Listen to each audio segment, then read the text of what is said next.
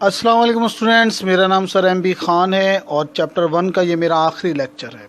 इस लेक्चर में मैं आपको मुसलमान साइंसदानों के बारे में बताऊंगा कि साइंस में उनका क्या किरदार है और फिज़िक्स में उनका क्या रोल है। अच्छा, अब आपको एक बात जानकर इंतहाई हैरत होगी कि ये जो साइंस की तमाम ब्रांचेज़ हैं, जो जितने भी ब्रांचें हैं, इनकी इब्तिदा दरअसल मुसलमान साइंसदानों ने ही की है। जैसे कि आपने पढ़ा ही होगा, भाई फादर ऑफ केमिस्ट्री कौन है? Jabir bin Hayyan. Father of algebra कौन है? मूसा अल ख्वारिज़मी है। और वो जो थे आपका जिन्होंने ऑप्टिक्स, जो रोबोटिक्स, ऑप्टिक्स नहीं, रोबोटिक जिन्होंने इजाद की थी, क्या नाम था उनका, वो रोबोटिक्स जिन्होंने इजाद की थी वो थे आपके अल जज़ारी। रोबोट, जो जदीद रोबोटिक साइंस है, ये किसने इजाद की? अल जज़ारी ने। इसके अलावा भी मुसलमान साइंसदानों ने ही बेसिकली साइंस को ब्रांचेस में तकसीम किया और उनकी बुनियाद डाली। बहरहाल, अगर हलाकू खान ना होता और बगदाद के मदारिस को तबाह ना करता और मुसलमानों की लिखी गई कुतुब को दरिया में ना बहाता, तो आज मुसलमानों की साइंस की दुनिया पर हुक्मरानी होती। बहरहाल, बात लंबी हो जाती है और वीडियो लेक्चर के अंदर बात मुख्तसर करना हमारी मजबूरी होती है, क्योंकि आपको पता है कि ज़्यादा लंबी वीडियो हो जाएगी तो वो अपलोड होने में उसको प्रॉब्लम होगी। तो बहरहाल, किताब में मुझे चंद साइंसदान हैं उनके बारे में ज़िक्र करता हूँ मैं। जैसे कि आपके इब्नुल हैशम हैं। अब ये कब पैदा हुए थे इब्नुल हैशम साहब? ये 1965 में पैदा हुए और हिजरी के अंदर, और 139 हिजरी के अंदर इनका इंतकाल हुआ। अच्छा, इनकी मशहूर किताब अब आपकी कौन सी है? 4 पॉइंट्स लिखने होते हैं पेपर में, आपको 4 पॉइंट्स के बारे में हम बता देते हैं। इनकी एक मशहूर किताब है, किताब इनकी मशहूर है, वो किताबुल मनाजिर इनकी मशहूर है इब्नुल हैशम की।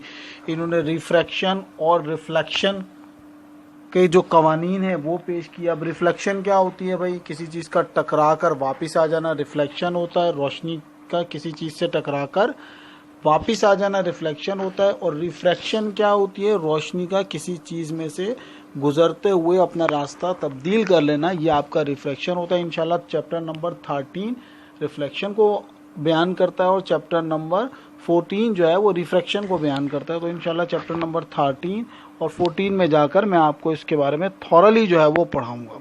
फिर इसी तरह चैप्टर नंबर 13 और 14 में इमेज फॉर्मेशन का जिक्र है। इन्होंने वो कॉनकेव मिरर से कि इमेज कैसे फॉर्म होता है, ये इन्होंने जो है वो बताया।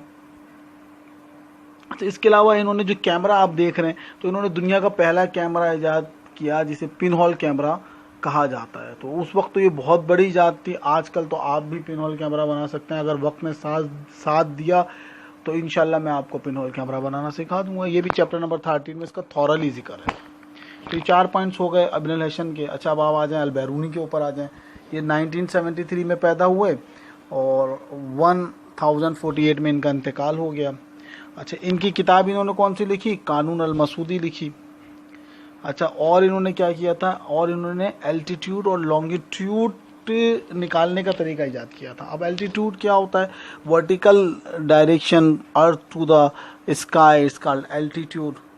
और लॉन्गिट्यूड क्या होता है? हॉरिजेंटल डायरेक्शन ऑन अर्थ, इसका लॉन्गिट्यूड। बहरहाल ये तफसील में थॉरली आप मैट्रिक में भी इसका जिक्र है, लेकिन थॉरली जो आप इसको पढ़ेंगे वो सेकेंड ईयर की फिजिक्स के अंदर आप इसको पढ़ेंगे, लॉन्गिट्यूड और अल्टीट्यूड क्या होता है। अच्छा, इसके अलावा इन्होंने क्या किया था? इसके अलावा इन्होंने साइंस की दुनिया में एक और इनकलाब बर्पा कर दिया। कौन सा इनकलाब बर्पा कर दिया? इन्होंने बताया कि भाई रोशनी की रफ्तार आवाज़ की रफ्तार से ज़्यादा होती है। और फिर उसके बाद इन्वेंशंस और बहुत ज़्यादा कुछ इन्होंने काम किया। वक्त कम है हमारे पास। याकूब अल-कुंदी के ऊपर आ जाते हैं। 800 हिजरी में पैदा हुए, 873 हिजरी में इनका इंतकाल हो गया। अच्छा, इन्होंने मेट्रोलॉजी और स्पेसिफिक ग्रेविटी पर अपने रिसर्च पेपर लिखे। अब एक होती है किताब और एक होती है रिसर्च पेपर। تو اسٹوڈنٹس انہوں نے ریسرچ پیپر لکھے. میٹرولوجی کیا ہوتی ہے آپ کو میں بتا ہی چکا ہوں اپنے لاسٹ لیکچر میں کہ میجرمنٹ آف انسٹرومنٹ جو ہوتی ہے اور ایکوریسی ناپتے ہیں اس کو میٹرولوجی کہتے ہیں. گریویٹی آپ کو پتہ ہے زمین کی کشش ہوتی ہے, اس پہ انہوں نے کافی کام کیا. اچھا, اس کے علاوہ پرانے زمانے میں ایک کانسیپٹ یہ تھا کہ بھئی یہ جو سونا ہے نا یہ دوسری دھاتوں سے بن سکتا ہے. لوگ پاگلوں کی طرح جو ہے نا وہ سونا بناتے رہتے تھے بھئی, کبھی ایک دھات سے, کبھی دوسری دھات سے, کبھی کوئی مٹی سے سونا بنا رہا ہے. عجیب پاگل ہوئے تو دنیا. تو انہوں نے جو آپ کے کیا نام ہے ان کا, یعقوب الکندی صاحب تھے, انہوں نے اس بات کو سائنسی طور پہ واضح کر دیا, اور اس کے بعد کسی نے سونا بنانے کی کوشش نہیں کری دوسری دھاتوں سے, کہ بھئی سونا سونا ہی ہوتا ہے, قدرتی طور پہ پایا جاتا ہے اور یہ کسی اور دھات سے نہیں بنتا. تو یہ بہت بڑی ڈیولپمنٹ تھی اس زمانے میں, لوگ بہت کوشش کرتے تھے. بہرحال ایک ان کی ڈیولپمنٹ یہ تھی. اس کے علاوہ انہوں نے ایک اور بڑا انٹرسٹنگ کام کیا. یہ جو آپ نے دیکھا ہوگا کہ یہ جو آپ کی جو میوزک ہے, یہ جو موسیقی ہے, اس کو جو ہے نا وہ لکھا ہوا ہوتا ہے, یہ عجیب سی شکل کے اندر جو لکھا ہوا ہوتا ہے, یہ بھی یعقوب الکندی صاحب نے موسیقی کو نوٹس کی شکل میں لکھنا سکھایا. تو یہ بہت بڑی ڈیولپمنٹ تھی کہ بھئی موسیقی تو آپ کو پتہ ہے دھنیں ہوتی ہیں, سر ہوتے ہیں, تال ہوتے ہیں, تو اس کو انہوں نے نوٹس کی شکل میں لکھنا سکھایا, یعنی کہ موسیقی کی لینگویج انہوں نے ایجاد کر دی. اچھا, اب مختصر کرتے ہیں بات کو. موجودہ دور کے سائنسدانوں میں ڈاکٹر عبدالسلام ہے, 1926 میں پیدا ہوئے اور 1997 میں ان کا انتقال ہو گیا. اچھا, انہوں نے کوئی نیا کام, انہوں نے گریڈ یونیفیکیشن تھیوری کے علاوہ کوئی نیا کام انہوں نے نہیں کیا. بس گریڈ یونیفیکیشن تھیوری انہوں نے پیش کری تھی, اور ان کو اس کی وجہ سے, گریڈ یونیفیکیشن تھیوری کی وجہ سے ان کو 1979 میں واحد پاکستانی سائنسدان تھے جن کو نوبل پرائز دیا گیا. اس کے علاوہ ان کا جو کام تھا وہ پرانے ہی جو نیوٹن اور آئنسٹائن نے جو سائنس پہ کام کیے تھے, قوت کے اوپر خاص طور پہ, انہوں نے اس کی وضاحت کری.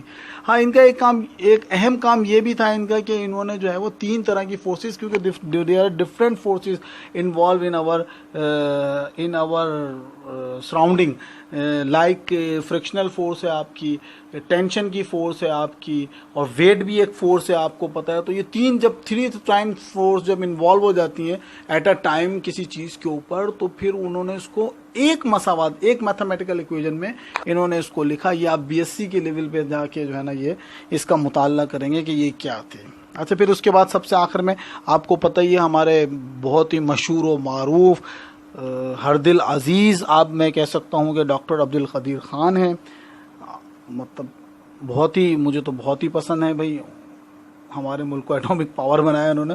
تو 1936 میں پیدا ہوئے اور ماشاءاللہ اللہ کے حکم سے ابھی تک حیات ہیں. اللہ ان کو زندگی دے, صحت دے, ہمارے ملک کے لیے اور کارنامے کرنے کی توفیق دے. تو انہوں نے کیا کیا, یہ بیسیکلی یہ ایٹامک تھیوری کے اوپر ریسرچ کرتے ہیں. یہ different types of radio active raise کی خصوصیات بیان کری ہیں انہوں نے.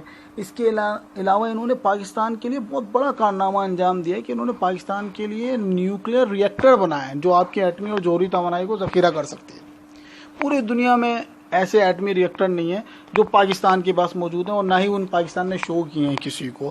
بہرحال آپ سب جانتے قدیر خان صاحب کو کہ 28 مئی 1998 میں ان کی بدولت پاکستان نے ایٹمی دھماکہ کیا. اور میرے خیال میں اگر پاکستان, آپ کہہ سکتے ہیں کہ اگر پاکستان آج قائم ہے تو اس میں بہت بڑا ہاتھ ڈاکٹر عبدالقدیر خان کا بھی ہے, کیونکہ اگر پاکستان ایٹامک پاور نہ ہوتا تو شاید پاکستان آج نہ ہوتا. تو یہ چند سائنسدان کے بارے میں میں نے آپ کو بتایا. میرا لیکچر اسٹوڈنٹ یہیں پہ ختم ہوتا ہے. لیکچر پھر بڑا ہو گیا. میں ہمیشہ چاہتا ہوں کہ مختصر بات کروں لیکن بس نہیں ہوتی مجھ سے. بہرحال اسٹوڈنٹس, مجھے امید ہے کہ آپ کو میرا یہ لیکچر جو ہے وہ سمجھ میں آیا ہوگا. آپ کا ہوم اسائنمنٹ کیا ہے کہ آپ اس کو کاپی کر لیں اسٹوڈنٹس, صحیح نا, اور پھر اس کو یاد کر لیں, صحیح. اب اس کے بعد میں آپ کو مختلف اسائنمنٹ ورک شیٹس آپ کو دوں گا, اس کو سالو کر لیجیے گا. اپنا بہت خیال رکھیے گا. اللہ حافظ.